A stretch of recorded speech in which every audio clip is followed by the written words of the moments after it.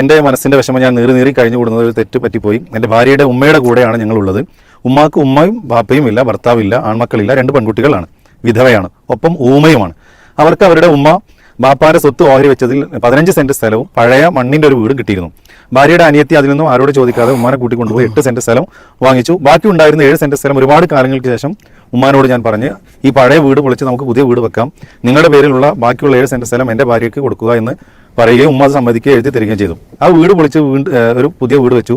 ആ ഉമ്മയും ഞാനും എൻ്റെ ഭാര്യയും മക്കളും ഒന്നിച്ച് തന്നെയാണ് ഉള്ളത്.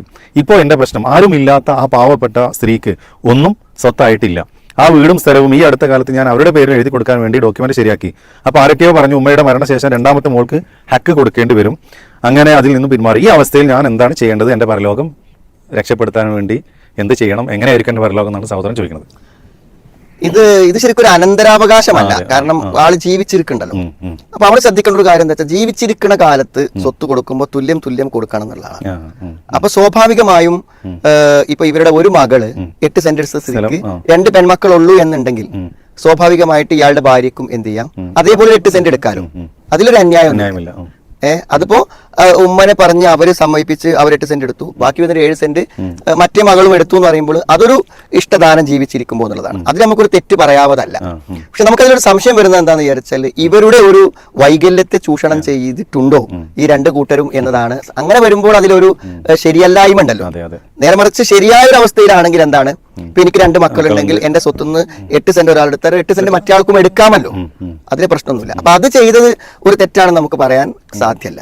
പിന്നെ ഇയാൾക്ക് എന്തുകൊണ്ടൊരു കുറ്റബോധം ഉണ്ടാകുന്നു എന്നുള്ളിടത്താണ് നമ്മുടെ സംശയം. ഒരു തെറ്റ് ചെയ്തിട്ടുണ്ടോ എന്ന് അയാൾക്ക് തോന്നുന്നു. അപ്പൊ അതിനൊരു പരിഹാരം എന്ത് ചെയ്യണം, സ്വാഭാവികമായിട്ട് ഉമ്മനെ ഒന്ന് പറഞ്ഞ് അല്ലെങ്കിൽ എന്താ വെച്ചാൽ ഇപ്പൊ എടുത്ത മോളുണ്ടല്ലോ അവളോടൊന്ന് സംസാരിച്ചിട്ട് എന്ത് ചെയ്യാം, നീ എടുത്ത സ്ഥിതിക്ക് ഇവൾ എടുത്തിട്ടുണ്ടല്ലോ എന്ന് പറഞ്ഞാൽ അവർ തമ്മിലൊരു ഈ സമ്പത്ത് വിഭജിച്ചതിൽ ഒരു അഭിപ്രായ ഭിന്നതല്ലാതെ പരസ്പരം തൃപ്തിപ്പെട്ട് കഴിഞ്ഞാൽ അതിലൊരു പ്രശ്നം ഉണ്ട് എന്ന് നമുക്ക് തോന്നുന്നില്ല. പക്ഷെ അത് മാത്രമല്ല, ഇതിപ്പോ ഈ ഒറ്റപ്പെട്ടു പോകുന്ന ഒരു സാഹചര്യം വരുന്ന ആ ഒരു പേടിയും കൂടി ആ ഒരു ചോദ്യത്തിൽ വരുന്നില്ലേ? അതെന്താ വെച്ചാൽ അതിപ്പോ അവരെ ഒറ്റപ്പെടുത്താതിരിക്കാൻ ഇവർക്ക് പറ്റുമല്ലോ.